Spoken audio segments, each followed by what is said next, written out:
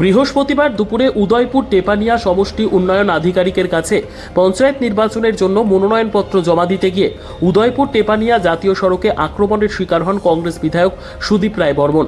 ইট পাটকেলের আঘাতে আহত হল 6 থেকে 7 জন কংগ্রেস কর্মী, তার মধ্যে গুরুতর আহত হয়েছে 3 জন। আক্রমণের ঘটনার খবর পেয়ে কংগ্রেসের কেন্দ্রীয় প্রতিনিধি দল উদয়পুর কংগ্রেস ভবনে আসেন শুক্রবার দুপুরে। কথা বলেন আক্রান্ত কংগ্রেস কর্মীদের সাথে। রীতিমতো রাজনীতির উত্তাপ বেড়ে চলে উদয়পুর শহর এলাকায়। এই ঘটনায় শুক্রবার রাতে বাগমা বিধানসভা কেন্দ্রের মিহির পাল ও বাপন ঘোষকে আটক করে রাধাকিশোরপুর থানায় নিয়ে আসে পুলিশ। বিজেপির দলীয় কর্মী পুলিশের হাতে আটক হওয়ার ঘটনার খবর পেয়ে শনিবার সকাল 11:30 নাগাদ উদয়পুর রাধাকিশোরপুর থানায় ছুটে আসেন বিধায়ক রামপদ জমাতিয়া। কথা বলেন থানার ওসি বাবুল দাসের সাথে। পরবর্তী সময়ে মিহির পাল ও বাপন ঘোষের সাথে কথা বলেন বিধায়ক।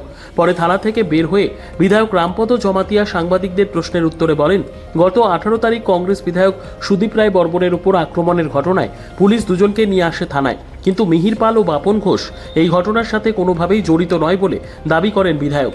সব মিলিয়ে 48 ঘন্টা পার হয়ে যাওয়ার পরেও এখনও উত্তপ্ত বিরাজ করছে উদয়পুরের রাজনীতির পরিবেশ।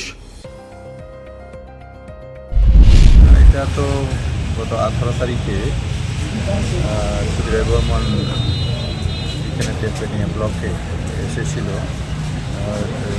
নমিনেশন দেওয়ার জন্য নাকি জানি, তো ওইখানে নাকি কি ওনার উপর নাকি আক্রমণ হয়েছে, এরকম একটা কমপ্লেন কি দিয়েছে, আমরা দেখি নাই।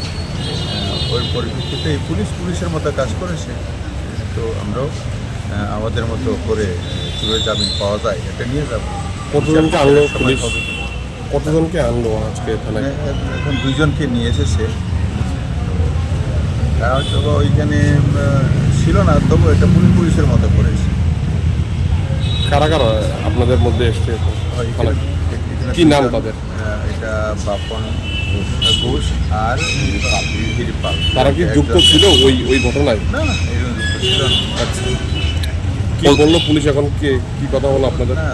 পুলিশ বলেছে যেটা ওনারা কমপ্লেন পেয়েছে, কমপ্লেনের জন্য অ্যাকশন করেছে।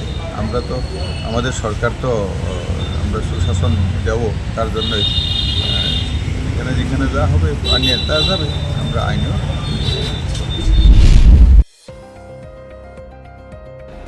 নিজস্ব প্রতিনিধির রিপোর্ট, দুরন্ত টিভি।